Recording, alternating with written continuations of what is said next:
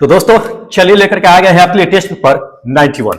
जी हाँ दोस्तों, पिछले दिन क्या हुआ था कि एएलपी और टेक्नीशियन ग्रेड 3 के लिए ये 91 टेस्ट हुई थी। उसी का आज क्या है कि हम टेस्ट पेपर प्लस आप लोगों का क्या है कि रैंक कार्ड यानी कि स्कोर कार्ड लेकर के आए हैं। ठीक है, तो क्या करते हैं कि सबसे पहले हम आप लोगों का टेस्ट पेपर देख लेते हैं, फिर एक एक करके हम क्या करेंगे कि आप लोगों का रैंक कार्ड भी देख लेंगे। ठीक है, और देखेंगे कि किसने कितना नंबर लेकर के आया है। देखिए दोस्त, अब एएलपी का ज्यादा वक्त बचा नहीं है क्योंकि 25 तारीख से आप लोगों का क्या है कि एएलपी का एग्जाम है। ठीक है, तो आज जो है 2 दिन बचा हुआ ही है, तो 2 दिन में जो है टेस्ट को चला लेते हैं। उसके बाद जो है एएलपी वाले के लिए टेस्ट एंड हो जाएगी।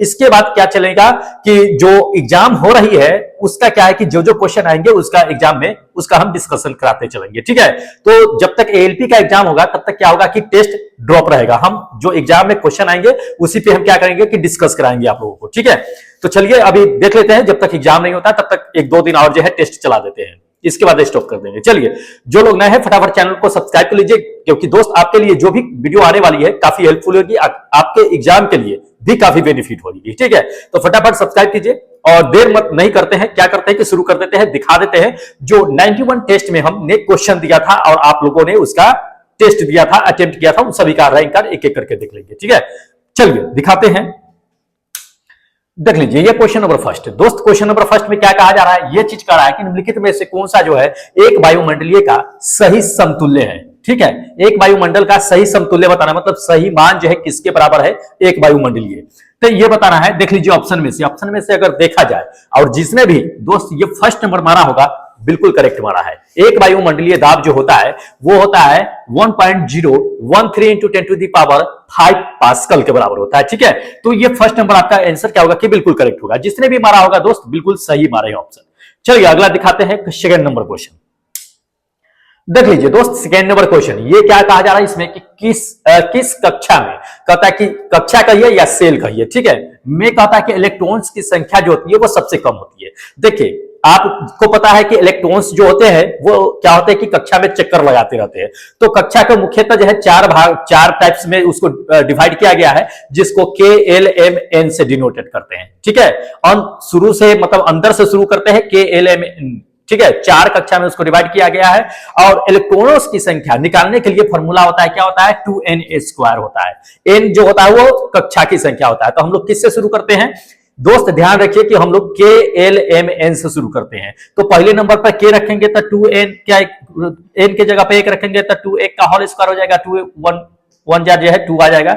मतलब कि सबसे ज्यादा अगर सबसे कम देखा जाए तो आपका इलेक्ट्रॉन्स की संख्या जो होगा K ऑर्बिट में होगा। ठीक है, ये फर्स्ट नंबर K ऑर्बिट में क्या होगा कि सबसे कम इलेक्ट्रॉन्स की संख्या होगी। इसको ध्यान में रखिएगा दोस्त, इलेक्ट्रॉन्स की संख्या पूछा जाता है निकालने के लिए, उसी फॉर्मूला पर निकाल लीजिएगा। चलिए तीसरा नंबर देख लीजिए दोस्त, तीसरा नंबर ये क्वेश्चन कहता है कि अल्फा कण में क्या होते हैं। ठीक है, अल्फा कण में होते क्या हैं। देखिए अल्फा कण में जो होते हैं वो 2 प्रोटॉन्स और 2 न्यूट्रॉन्स होते हैं। क्या होते हैं अल्फा कण में 2 प्रोटॉन्स और 2 न्यूट्रॉन्स होते हैं, ये फर्स्ट नंबर। इसी में अगर आपको ये कह देता कि बीटा कण में क्या होता है तो जान लीजिए कि एक प्रोटॉन्स और एक इलेक्ट्रॉन्स होते हैं। तो वो पॉजिटिव या नेगेटिव बीटा कण हो सकता है, या आपको बताते हैं कि प्रोटॉन्स यानी अल्फा कण जो होता है पर 2 पॉजिटिव चार्ज होता है क्योंकि 2 प्रोटॉन्स इसमें मौजूद होते हैं। तो इसको ध्यान में रखिएगा, ये फर्स्ट नंबर आपका आंसर क्या होगा कि बिल्कुल करेक्ट होगा।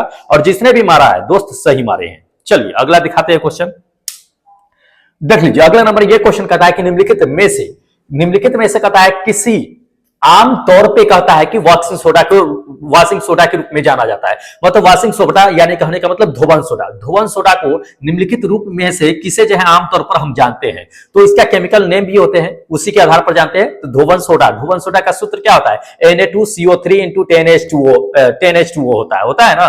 तो इसको ध्यान में रखिएगा, सोडियम कार्बोनेट के नाम से जानते हैं। ठीक है, ये फोर्थ नंबर आपका आंसर करेक्ट होगा, सोडियम कार्बोनेट, क्योंकि इसका सूत्र होता है Na2CO3 into 10H2O। तो सोडियम कार्बोनेट जानते हैं, जल के 10 अणु इसमें मिले होते हैं, इसलिए धोवन सोडा में इसका यूज करते हैं। जान लीजिए ये चीजें, कभी कभी ये भी पूछ देता है कि खाने वाला सोडा जो होता है सो बेकिंग पाउडर का सूत्र पूछ देता है। तो जान लीजिए कि NO2CO3 जो है उसके Na2 ए बीच में H लगा दीजिएगा तो बाइकार्बोनेट हो जाएगा, सोडियम बाइकार्बोनेट के नाम से जानते हैं।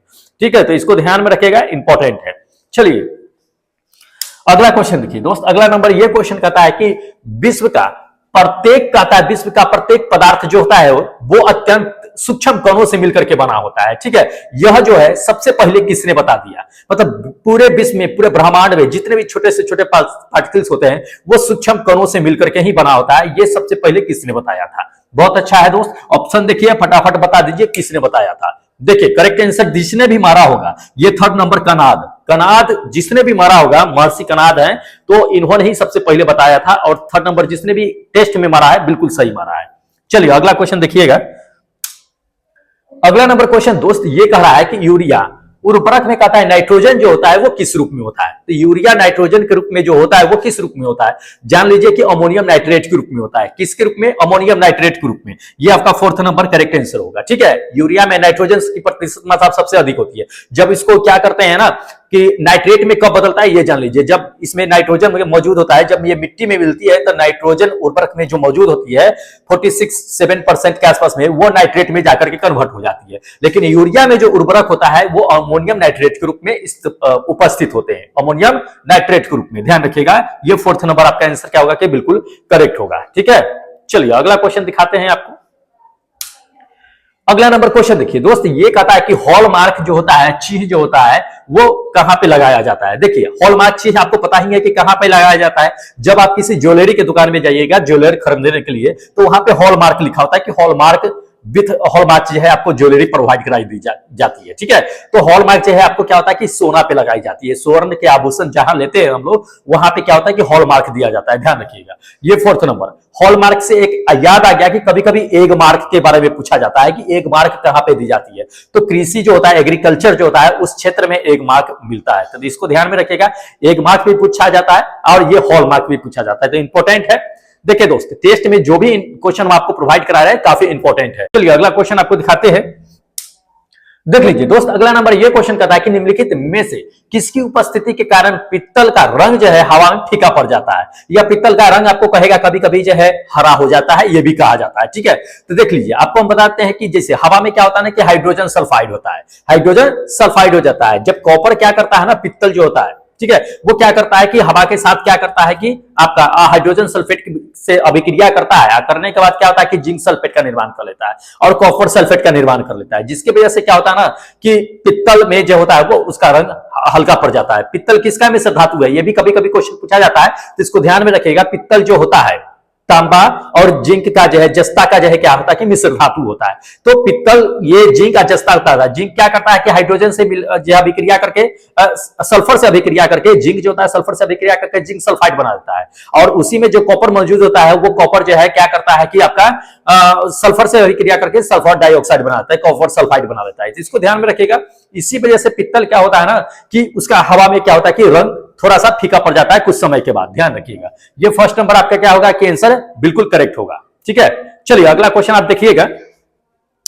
अगला नंबर देख लीजिए। अगला नंबर क्वेश्चन ये कहा जाता है कि ओजोन परत जो होता है मुख्यतः कहता है कि अवस्थित रहती है, वो कहां रहती है? देखिए ओजोन परत कहां रहती है ये हमें बताना है। ठीक है, देखिए आपको हम बताते हैं कि ओजोन परत, अधिकांश ओजोन परत जो है 90% ओजोन परत आपको बताते हैं कि समताप मंडल में पाया जाता है। ठीक है, कहां? समताप मंडल में पाया जाता है, जो लगभग मान के चलिए कि 15 किलोमीटर ऊपर से 50 किलोमीटर ऊपर तक के जो है उसका लेयर होता है। उसके बीच में सबसे 90% जो है ओजोन पाई जाती है। तो इसको वैसे जान लीजिए कि इसमें पाया जाता है। ये फर्स्ट नंबर आपका क्या है कि स्ट्रोस्फीयर, उसमें क्या होता है कि आपका ओजोन जो है परत सबसे ज्यादा पाया जाता है। तो इसको ध्यान में रखिएगा दोस्त, इंपॉर्टेंट है। चलिए आपको करेक्ट आंसर बता दिए हैं। अगला देखिएगा, अगला नंबर देख लीजिए। अगला नंबर ये क्वेश्चन कहता है कि किसी परमाणु के द्रव्यमान और द्रव्यमान संख्या के अंतर को क्या कहा जाता है? ठीक है, देखिए द्रव्यमान संख्या किसी परमाणु का अलग होता है और आपका परमाणु द्रव्यमान संख्या अलग होता है, ये बातें हैं। तो ये दोनों का अंतर को जो कहते हैं वो द्रव्यमान क्षति यानी कि मास डैमेज कहते हैं। मास डैमेज को निकालने का तरीका यही होता है फॉर्मूला। ठीक है, तो इसको ध्यान में रखिएगा। ये सेकेंड नंबर आपका आंसर क्या होगा कि बिल्कुल करेक्ट होगा। मास डैमेज निकालने का दोस्त तरीका है ये।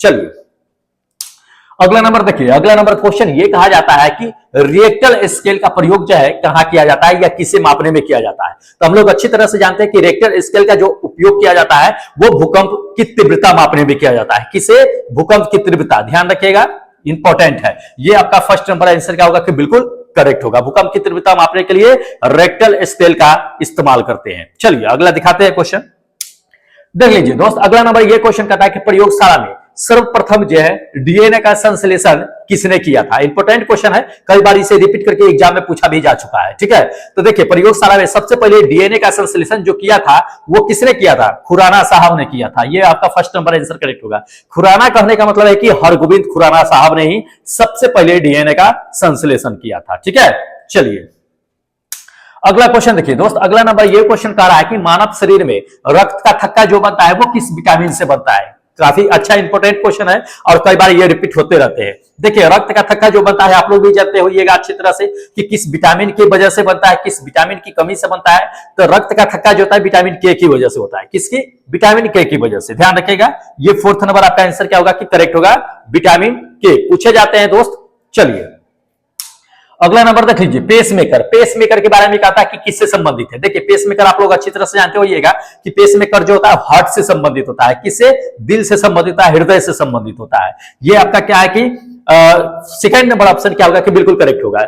पेसमेकर क्या होता है कि एक तरह का इलेक्ट्रॉनिक डिवाइस होता है। जब आपका हार्ट जो है सही ढंग से काम नहीं करता है तो क्या किया जाता है कि एक जो है छोटा सा, एकदम छोटा सा होता है, इलेक्ट्रॉनिक डिवाइस होता है, उसके हार्ट के अंदर क्या किया जाता है, आपको फिट किया जाता है, जो क्या करता है कि दिल की धड़कन को कंट्रोल करने का काम करता है, जो नियमित रूप से धड़क सके। ठीक है, तो उसके लिए जो है पेसमेकर का इस्तेमाल किया जाता है। ठीक है, चलिए अगला क्वेश्चन आपको दिखा देते हैं, देखिएगा देख लीजिए। अगला नंबर क्वेश्चन ये कहा जाता है कि मलेरिया परजीवी तथा कहता है कि अमीबा किस श्रेणी में रखा गया है? देखिए ये मलेरिया परजीवी और अमीबा जो है आपको जान लीजिए कि प्रोटोजोआ के श्रेणी में रखा गया है।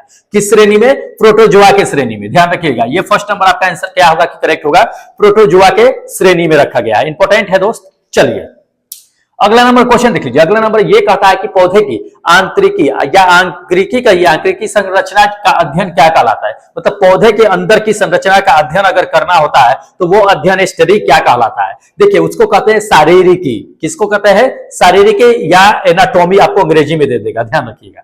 तो ये थर्ड नंबर आपका आंसर क्या होगा कि बिल्कुल करेक्ट होगा। ठीक है, एनाटॉमी इंपॉर्टेंट है दोस्त। चलिए अगला देखिएगा क्वेश्चन। अगला नंबर देख लीजिए। अगला नंबर ये कह रहा है दोस्त, काफी इंपॉर्टेंट क्वेश्चन है कि हाइपोग्लाइमेशिया कहिए, हाइपोग्लाइमेशिया आपको दे दिया दूसरा नंबर में और दे दिया है आपको हाइपरग्लाइमेशिया। दोनों शब्द जो है कहता है कि वो किससे संबंधित है। देखिए बहुत अच्छा क्वेश्चन है दोस्त, पूछा जा चुका है। ये कहां से पूछा? देखिए आपको बता देते हैं कि कहीं भी पूछा गया है, लेकिन ये रेलवे एग्जाम के लिए काफी इंपॉर्टेंट है। हम वैसे क्वेश्चन को सिलेक्ट करके लेके आते हैं जो काफी आने वाली क्वेश्चन होती है दोस्त। ये संभावना होती है कि इस क्वेश्चन को पूछा जा सके। कई बार जो है रिपीट भी किया जा चुका है टेस्ट में। अब वैसे वैसे क्वेश्चन सिलेक्टेड देते हैं जो उसी के आसपास में या उसी के इर्द गिर्द में आपको क्वेश्चन आने की संभावना होती है। देखिए हाइपरग्लाइमेशिया के बारे में बताते हैं कि वो जो संबंधित होती है दोस्त, जान लीजिए कि ब्लड शुगर से होती है, जिसको ब्लड शुगर कहते हैं ना हम लोग कि चीनी का बीमारी, वो उससे संबंधित है। ठीक है, तो ये आपका क्या होगा कि थर्ड नंबर आंसर क्या होगा कि बिल्कुल करेक्ट होगा। ठीक है, चलिए अगला क्वेश्चन आपको दिखा देते हैं, देखिएगा अगला नंबर। देखिए अगला नंबर क्वेश्चन ये कह रहा है कि क्षारक, क्या दे दिया है? क्षारक। क्षारक अनुक्रम में क्या कहता है कि ट्रिपल यू किस अमीनो अम्ल का प्रतिनिधित्व जो है करता है? ठीक है, ट्रिपल यू जो है अमीनो अम्ल, किस अमीनो अम्ल का जो है प्रतिनिधित्व करता है? क्षारक के अनुक्रम में बताना है। देखिए ट्रिपल यू की अगर बात कर लेते हैं तो ये जो करता है ये फिनाइल, ये आपका क्या होगा कि सेकेंड नंबर, हाँ ये सेकेंड नंबर आपका करेक्ट होगा। फिनाइल एनालिन जो होता है, फिनाइल एनालिन को क्या करता है कि ट्रिपल यू जो है क्षारक के रूप में प्रतिनिधित्व करता है। तो ये सेकेंड नंबर जिसने भी मारा होगा बिल्कुल करेक्ट होगा। दोस्त ध्यान रखिएगा, थोड़ा सिलेक्टेड क्वेश्चन ही दिया गया है आप लोगों को टेस्ट में।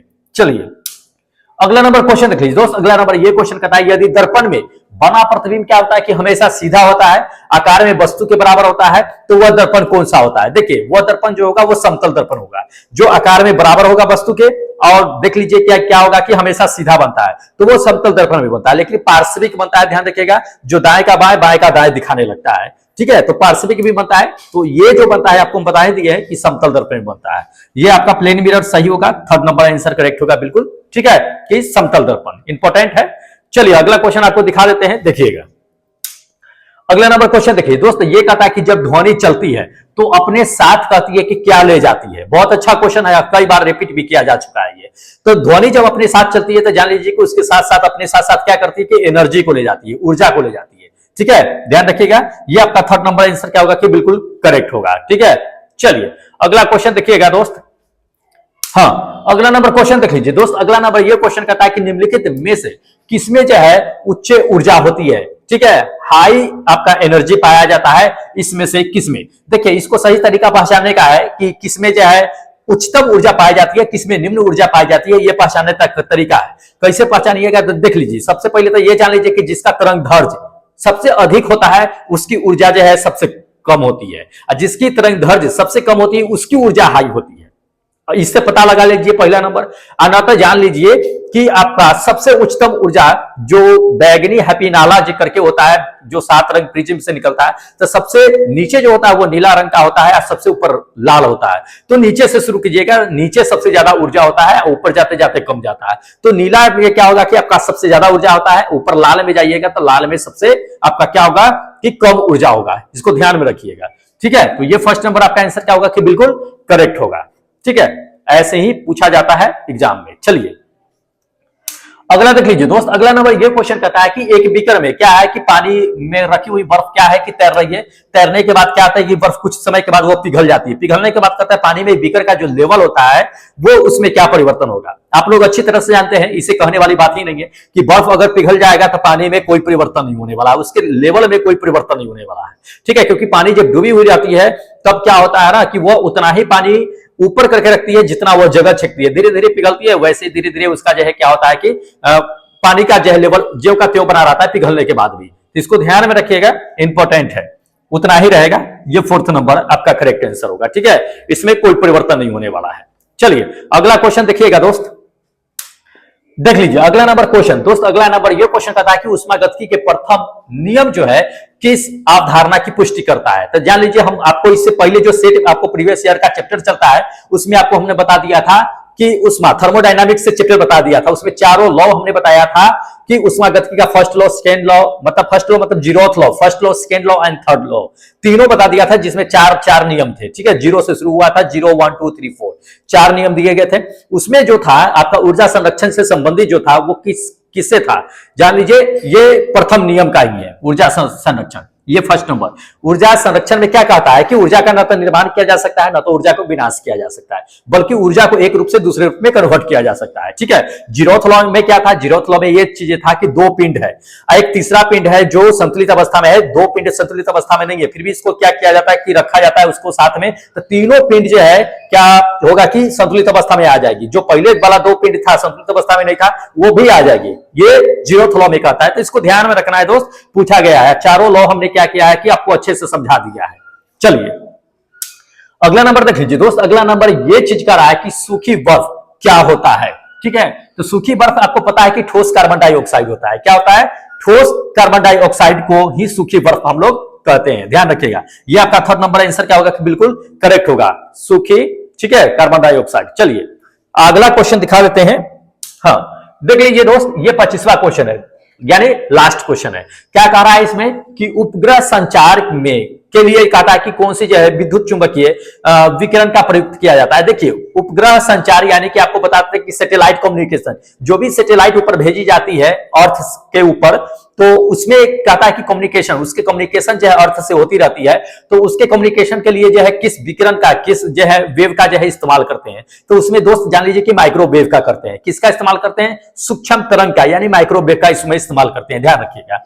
ये आपका फोर्थ नंबर आंसर क्या होगा कि बिल्कुल करेक्ट होगा। ठीक है, तो दोस्त ये था अपना 25 इंपॉर्टेंट क्वेश्चन जो एएलपी और टेक्नीशियन ग्रेड 3 के लिए टेस्ट में लिया गया था। ठीक है, जिसका आपको हमने बता दिया कि सही आंसर क्या है। बाकी आपने भी जो है टिक मारा होगा, वो आपको पता चल गया होगा। ठीक है, चलिए अब क्या करते हैं कि जो लोग टेस्ट दिए हैं उसका हम क्या करते हैं कि दोस्त क्या रैंक कार्ड दिखा देते हैं। लेकिन उससे पहले आपको बताते हैं कि जो लोग टेस्ट में पार्टिसिपेट करना चाहते हैं, जो 1-2 दिन बची हुई है या जितने भी वीडियो आने वाली है उस सभी का डिस्कशन कराएंगे इसी पे।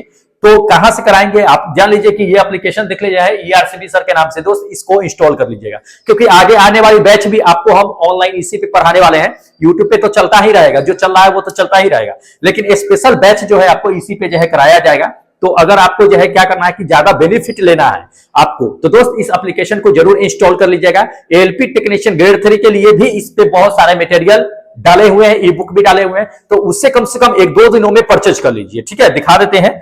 जैसे ये सारा बुक है, ठीक है, बायोलॉजी, केमिस्ट्री का, इस सब का, फिजिक्स का भी है, एनसीईआरटी का भी है। तो दोस्त इस सारा बुक जो है पढ़ लीजिए, क्योंकि काफी सिलेक्टेड क्वेश्चन इसमें भी डाला गया है, काफी हेल्प करेगा आपको एएलपी और टेक्नीशियन ग्रेड 3 के एग्जाम में। ठीक है, तो ज्यादा वक्त नहीं है आपके पास, इसको पढ़ लीजिए, क्योंकि जब क्वेश्चन आएंगे एएलपी का, हम आपको डिस्कशन करके बताएंगे कि कहां से क्वेश्चन आया है, कहां से नहीं आया है। ठीक है, इसलिए क्या कीजिए ना दोस्त कि जाकर के परचेज कीजिए और पढ़ लीजिए, जहां से भी मटेरियल मिले, जैसे भी मटेरियल मिले उसे क्या करिए कि पढ़ते रहिए। ठीक है, क्योंकि टाइम कम है, इसलिए आपको बताते हैं। चलिए, जिसको दोस्त पढ़ना है या बुक परचेज करना है, इस एप्लीकेशन को इंस्टॉल कर लीजिएगा, इसी पे ये सारा बुक आपको क्या होगा कि मिल जाएगा। ठीक है, चलिए ज्यादा देरी नहीं करते, अब क्या करते हैं कि जो लोग टेस्ट दिए हैं उनका हम क्या करते हैं कि रैंक कार्ड देख लेते हैं कि किसने कितना नंबर लेकर के आया है। ठीक है, चलिए देखिएगा, ये आपका क्या है कि रैंक कार्ड है। देख लीजिए, आज जो नंबर फर्स्ट पे बने हुए हैं वो रंजन पांडे बने हुए हैं, बहुत अच्छा है दोस्त। 75 में जो है 65 लेकर के आए हैं। जिन लोगों का सिलेक्शन होगा, सही बता रहे हैं कि दिल्ली में उन लोगों का सिलेक्शन पार्टी दिया जाएगा, एक जो है आप लोगों को बुलाया जाएगा। ऐसा नहीं है कि कोई बहाना कर लीजिएगा कि नहीं हम नहीं आ सकते हैं, हमें टाइम नहीं है या बहुत चीजें नहीं है, तो ये सब बहाना मत कीजिएगा। दिल्ली में आप लोगों का सिलेक्शन पार्टी मिलने वाला है। ठीक है, चलिए देखिए, सेकेंड नंबर पे देख लीजिए कि हमेशा बने भी रहते हैं शिशुप्रिया, बहुत अच्छा है, मेहनत करती है शिशुप्रिया, बहुत अच्छी है। चलिए, सेकेंड नंबर अच्छा नंबर लेकर के ये भी आई है, 61.68 करके है, 75 में लेकर के आई है, बहुत अच्छा है। चलिए, उसके बाद आपको बताते हैं तीसरे नंबर पे अंकज कुमार है, चौथे नंबर पे गुड्डू यादव है, पांचवें नंबर की अगर बात कर लेते हैं तो ये राहुल भारद्वाज साहब है, छठे नंबर की अगर बात कर लेते हैं तो अजीत कुमार साहब है। बहुत अच्छा अजीत कुमार भाई, ऐसी मेहनत कीजिए, क्योंकि अब तो टाइम कम है आप लोगों का, मेहनत कीजिए। चलिए अगले नंबर पर देखिए अजीत भाई, ये सभी लोग जो है अगर टेस्ट में देखिएगा तो आप जो पिछला टेस्ट वाले रिकॉर्ड निकाल कर देखिएगा, ये लोग 15-20 नंबर पे थे, लेकिन मेहनत करते करते देखिए आज जो है अंडर 10 में आ चुके हैं ये लोग। बहुत अच्छा है दोस्त, ऐसी मेहनत जारी रखिए, रंग जरूर लाएगा आपका मेहनत। चलिए, उसके बाद देख लीजिएगा आपका क्या है कि सुनील भाई जो है 7वें नंबर पे है। 8वें नंबर की अगर बात, सुमित भाई है ना, सुनील नहीं, सुमित भाई है। 8वें नंबर की अगर बात कर लेते हैं तो ये अरविंद कुमार साहब है। 9वें नंबर की अगर बात कर लेते हैं तो ये गोविंदा भाई है। उसको 10वें नंबर की अगर बात कर लेते हैं तो पुष्पा है। उसके बाद जो है 11वें नंबर की अगर बात कर लेते हैं तो ये पवन चंद्रवंशी साहब है। उसको 12वें नंबर की अगर बात कर लेते हैं तो यदवेंद्रा साहब है। कौन है? यदवेंद्रा साहब है। बहुत अच्छा दोस्त, मेहनत कीजिए। चलिए 13वें नंबर की अगर बात कर लेते हैं दोस्त, 13वें नंबर पे ये मृत्युंजय कुमार साहब है।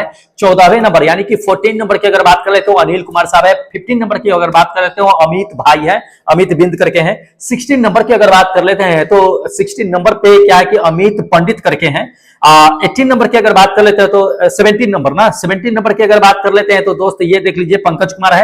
उसके बाद 18 नंबर की अगर बात कर लेते हैं तो ये विक्रम यादव साहब है जो 18 नंबर पे है। बहुत अच्छा है दोस्त, ऐसी ही मेहनत करते रहिए जुनून के साथ। चलिए उसके बाद देख लीजिएगा 19 नंबर पे देख लीजिएगा दोस्त, 19 नंबर की अगर बात कर लेते हैं तो ये मंटू साहब है। उसके बाद 20 नंबर की अगर बात कर लेते हैं तो ये सुबोध कुमार है। उसके बाद 21 पे बात कर लेते हैं तो 21 पे भी सुबोध भाई है। 22 की अगर बात कर लेते हैं, 22 नंबर पे कौन है? पंकज कुमार साहब है। उसके बाद 23 नंबर की अगर बात कर लेते हैं तो ये ज्योतिष साहब है। उसके बाद आपको बात कर लेते हैं 24 नंबर की, तो 24 पे जो है हरिओम जाटव साहब है। बहुत अच्छा है दोस्त, ऐसी ही मेहनत करते रहिए। चलिए उसके बाद देख लीजिएगा दोस्त 25 की अगर बात कर लेते हैं तो बबलू साहब जो पटने से हैं। उसके बाद जो है 26 नंबर की अगर बात कर लें तो नारायणा साहब है, नायरा साहब है। उसके बाद आपको 27 नंबर की अगर बात कर लेते हैं तो राजमणि साहब है। उसको 28 नंबर की अगर बात कर लेते हैं तो अनिल कुमार साहब है। उसके बाद 29 नंबर की अगर बात कर लेते हैं तो ये मुकेश साहब है। उसके बाद जो है आपका 30 नंबर की अगर बात कर लेते हैं तो ये अपने मोरी साहब है। बहुत अच्छा है दोस्त, ऐसे ही मेहनत कीजिए। चलिए उसके बाद देख लीजिएगा आपका कि 31 पे कौन है कि नायरा ही है। उसके बाद 32 की अगर बात कर लेते हैं तो ये पंकज जो है विश्वकर्मा साहब है। उसके बाद 33 नंबर की अगर बात कर लेते हैं तो सौरभ कुमार साहब है। 34 की अगर बात कर लेते हैं तो अभिषेक भाई है। उसको 35 नंबर की अगर बात कर लेते हैं तो ये विनोद भाई है। कौन है?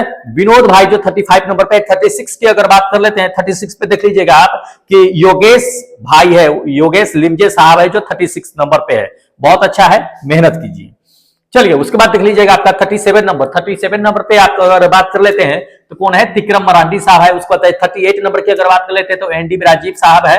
उसके बाद 39 नंबर की अगर बात कर लेते हैं तो ये कृष्णा भाई है। उसके बाद 40 नंबर की अगर बात कर लेते हैं तो ये विष्णु कुमार है। 41 नंबर की अगर बात कर लेते हैं तो ये बसंत भाई है। 42 नंबर की अगर बात कर लेते हैं तो सुदामा माइली करके हैं। ठीक है, बहुत अच्छा है दोस्त, मेहनत कीजिए। चलिए देखिएगा उसके बाद आपको बताते चलते हैं कि 43 नंबर की अगर बात कर लेते हैं तो भूषण भाई है, उसको 44 नंबर बात करते हैं तो पवन जो हनुमानगढ़ से है। उसके बाद 45 नंबर की अगर बात कर लेते हैं तो ये मुन्ना उपाध्याय जो आपका कहाँ है, सासाराम से। 46 की नंबर की अगर बात कर लेते हैं 46 नंबर पे ये राहुल विश्वकर्मा साहब है। उसके बाद जो है आपका 47 नंबर पे ये बात कर लेते हैं तो ये श्याम कुमार साहब है। उसको 48 नंबर की अगर बात कर लेते हैं तो ये पीके आहिर साहब है, पीके आहिर साहब। बहुत अच्छा है दोस्त, मेहनत कीजिए। चलिए उसको देख लीजिएगा 49 की अगर बात कर लेते हैं तो ये रोहित कुमार साहब है। उसको 50 नंबर की अगर बात कर लेते हैं तो नितेश यादव साहब है। उसके बाद 51 नंबर की अगर बात कर लेते हैं तो रत्नाकर साहब है। 52 नंबर की अगर बात कर लेते हैं तो ये संदीप साहब है। उसको 53 नंबर की अगर बात कर लेते हैं तो ये पप्पू साहब है। उसको 54 नंबर की अगर बात कर लेते हैं तो ये राहुल कुमार साहब है। बहुत अच्छा है दोस्त, मेहनत कीजिए ऐसे ही। चलिए उसके बाद देख लीजिएगा कि 55 नंबर की अगर बात कर लेते हैं तो ये ललित साहब है। उसको 56 नंबर की अगर बात कर लेते हैं तो राम साहब है। 57 नंबर पे ये रोशन कुमार है। 58 नंबर पे जो है पीके कुमार साहब है। उसको 59 नंबर की अगर बात कर लेते हैं तो 59 पे जो है ये मनीष है। उसका 60 नंबर पे देख लीजिएगा, 60 नंबर पे जो है ये कौन है, कश्यप भाई है। कश्यप भाई जो 60 नंबर पे है, बहुत अच्छा है, ऐसी मेहनत कीजिए। चलिए 61 पे अगर बात कर लेते हैं तो ये जगदीश साहब है। उसके बाद 62 नंबर की अगर बात कर लेते हैं तो ये प्रवीण तंडू करके है। उसके बाद जो है आपका 63 नंबर पे ये भंबर लाल शर्मा है। उसको जो है 54 नंबर की अगर बात कर लेते हैं तो ये विपुल कुमार है। उसको 65 की अगर बात कर लेते हैं ये सच्ची ढाकर साहब है। उसको 66 की बात कर लेते हैं तो 66 पे कौन है, निशिता। चलिए निशिता आपका 66 नंबर पे है। चलिए उसके बाद देख लीजिएगा 67 पर अगर बात कर लेते हैं तो ये कौन है कि मोहन कुमार है। 68 नंबर की अगर बात कर लेते हैं तो ये बीर साहब है। उसके बाद 69 पे ये विपिन कुमार है। 70 नंबर पे जो है ये सुमित भाई है। उसके सुजीत भाई है, सुजीत कुमार करके है।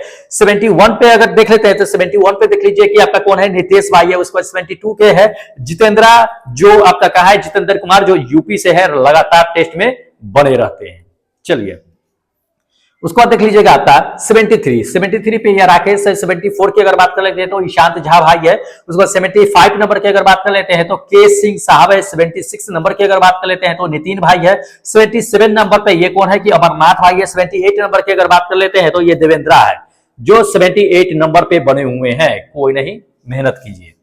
चलिए उसके बाद देख लीजिएगा आपका कि 79 पे क्या है कि संतोष भाई है। उसके बाद 80 नंबर की अगर बात कर लेते हैं तो विराट यादव है। उसके बाद जो है 81 नंबर की अगर बात कर लेते हैं तो 81 पे भी विराट है, दोनों पे। उसके बाद 82 नंबर पे इंजीनियर जैन साहब है। उसके बाद 83 नंबर पे जो है ये फयाद है। उसके बाद 84 पे जो है वो आनंद भाई है। कौन है, 84 पे आनंद भाई। मेहनत कीजिए आनंद भाई गुप्ता। चलिए उसके बाद देख लीजिएगा कि 85 नंबर पे जो आज बने हुए हैं वो मनोज है। ठीक है, मनोज साहू करके। उसके बाद 86 पे देख लीजिएगा, 86 पे जो कौन सा है, चंदन भाई है। उसके बाद 87 पे अगर बात कर लेते हैं तो ये रंजीत कुमार है। 88 नंबर पे अगर बात कर लेते हैं तो अनूप कुमार बिंद है। उसके बाद 89 नंबर पे देख लीजिएगा, 89 पे आपका कौन है कि हाँ अजीत यादव साहब है। उसके बाद 90 नंबर की अगर बात कर लेते हैं तो ये जावेद भाई है। ठीक है, जावेद आलम जो 90 नंबर पे है। चलिए कोई नहीं दोस्त, मेहनत कीजिए। चलिए 91 पे देख लीजिएगा, 91 पे भी जावेद आलम ही है। उसके बाद आपको बात कर लेते हैं कि 92 पे देख लीजिएगा कि संदीप यादव करके है। उसके बाद 93 की बात कर लेते हैं तो 93 पर देख लीजिएगा शेर सिंह साहब है। उसके बाद 94 की अगर बात कर लेते हैं 94 पे डीएस मीना साहब है। 95 पे अगर करते हैं तो ये अपना हट्टी साहब है। कौन, रंजन हट्टी साहब, बहुत दिनों से ये टेस्ट देते हैं। 96 की अगर बात कर लेते हैं तो एनडी फैजान साहब है, जो 96 पे बने हुए हैं। बहुत अच्छा है। चलिए 97 पे देखिएगा, 97 पे आपका क्या दिया हुआ है, डीबीटी। दोस्त ये डीबीटी क्या है, पूरा फुल फॉर्म नाम लिखा कीजिएगा। चलिए उसका 98 पे देख लीजिएगा क्या है कि सुरेंद्र साहब है। उसके बाद 99 पे देख लीजिए आपका क्या है कि रंजय सिंह साहब है। 100 जो आज शतक लगा करके बैठे हुए ओमकार भाई है। ठीक है, ओमकार पटेल भाई है। उसके बाद 101 नंबर की अगर बात कर लेते हैं, 101 नंबर पे ये है कि पूर्णिमा सिंह है। 102 नंबर की अगर बात कर लेते हैं तो ये रामदयाल साहब है, जो 102 नंबर पे है। चलिए उसके बाद बताते हैं आपको, देख लीजिएगा आपका 103 नंबर पे ये क्या है कि अतुल्य भाई है। उसके बाद 104 नंबर की अगर बात कर लेते हैं ये कमलेश भाई है। 105 नंबर की अगर बात कर लेते हैं तो ये गणेश भाई है। नहीं, 105 पे गणेश भाई नहीं है, बल्कि क्या है कि उत्सव यादव करके है। चलिए 106 नंबर पे इनका नंबर है गणेश भाई का, ठीक है, गणेश यादव भाई का। चलिए 107 की अगर बात कर लेते हैं तो ये क्या है कि राम सिंह है। उस पर 108 की बात कर लेते हैं तो इंद्रजीत साहब है, इंद्रजीत साहब 108 नंबर पे बने हुए हैं। कोई नहीं दोस्त। चलिए उसके बाद देख लीजिएगा कि 109 नंबर पे अगर बात कर लेते हैं तो दोस्त ये दिवेश भाई है। उसके बाद 110 नंबर पे कौन है, ये मयंक भाई है। 111 नंबर पे जो है ये भी मयंक ही है, दोनों बार दे दिए हैं, पता नहीं कैसे। चलिए 112 नंबर की अगर बात करते हैं तो ये डब्ल्यू सिंह साहब है। उसके बाद 113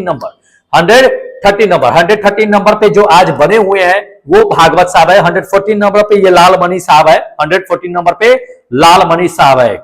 चलिए 115 पे जो आज बने हुए हैं राहुल कुमार साहब है। उसके बाद 116 नंबर पे अशोक अरोड़ा साहब है। उसके बाद 117 नंबर पे ये क्या है कि सुधीर कुमार है। 118 नंबर पे कौन है कि अंकित भाई है। उसके बाद आपका रेमटेक भाई, अंकित रेमटेक, बहुत अच्छा है। चलिए 119 नंबर की अगर बात कर लेते हैं तो अनिल कुमार है। 120 नंबर पे अगर देखते हैं तो ये सन्नी गुज्जर साहब है जो 120 नंबर पे है। चलिए 121 की अगर बात कर लेते हैं 121 पे जो आज बने हुए हैं वो विनय जो यूपी से। 122 की अगर बात कर लेते हैं ये प्रमोद कुमार साहब है। 123 नंबर पे ये क्या है कि मुंशी यादव साहब है। उसका जो 124 पे क्या है कि आपका ये जीमेल आईडी डाल दिए हैं श्रीनिवास करके है 383@gmail.com। उसके बाद ये है 25 नंबर पे बात करते हैं तो एसके भारती जो बिहार से है, सिवान से, ठीक है। तो दोस्त इतने लोगों ने क्या किया है कि टेस्ट में पार्टिसिपेट किए हैं, आपको हम बता दिए हैं, ठीक है। चलिए तो जितने लोगों ने टेस्ट में पार्टिसिपेट किए हैं उनका आप मार्क्स देख लिए हैं, प्लस जो है रैंक देख लिए कि कितने नंबर पे हैं। अगर आप भी टेस्ट में पार्टिसिपेट करना चाहते हैं तो बिल्कुल दे सकते हैं, फ्री में ही टेस्ट हो रहा है। अभी 1-2 दिन तक है एएलपी का टेस्ट चलेगा, उसके बाद एएलपी का एग्जाम होगा, उस पर डिस्कशन कराया जाएगा, ठीक है। तो इस एप्लीकेशन को इंस्टॉल करना अपने मोबाइल पे मत भूलिएगा, प्ले स्टोर से ये एप्लीकेशन मिल जाएगा ERCB सर के नाम से, जो चैनल का नाम दिया हुआ है उसी पे, ठीक है। अगर पीडीएफ चाहिए इसका तो टेलीग्राम से ज्वाइन हो जाइएगा, टेलीग्राम का लिंक डिस्क्रिप्शन बॉक्स में दिया हुआ है, डिस्क्रिप्शन बॉक्स चेक कीजिए, वहां पे आपको फिजिक्स केमिस्ट्री बायो का भी पीडीएफ का लिंक मिल जाएगा, प्लस प्ले स्टोर का भी लिंक मिल जाएगा, वहां से आप तैयारी कर सकते हैं, देख सकते हैं, सारा साइंस कमांड हो जाएगा यहीं से, ठीक है। चलिए अब क्या कीजिए दोस्त कि हमें इजाजत दे दीजिए, क्योंकि हम फिर नेक्स्ट डे आपके लिए एक नए सेट लेकर के आएंगे, एक नए वीडियो लेकर के आएंगे। और फटाफट सब्सक्राइब कर लीजिए, जो लोग पहले से सब्सक्राइब कर रखे हैं दोस्त लाइक कीजिए, अपने दोस्तों में शेयर कीजिए, और हमें इजाजत दे दीजिए, फिर मिलेंगे एक नए वीडियो नए सेट के साथ। तब तक जय हिंद दोस्तों और गुड लक।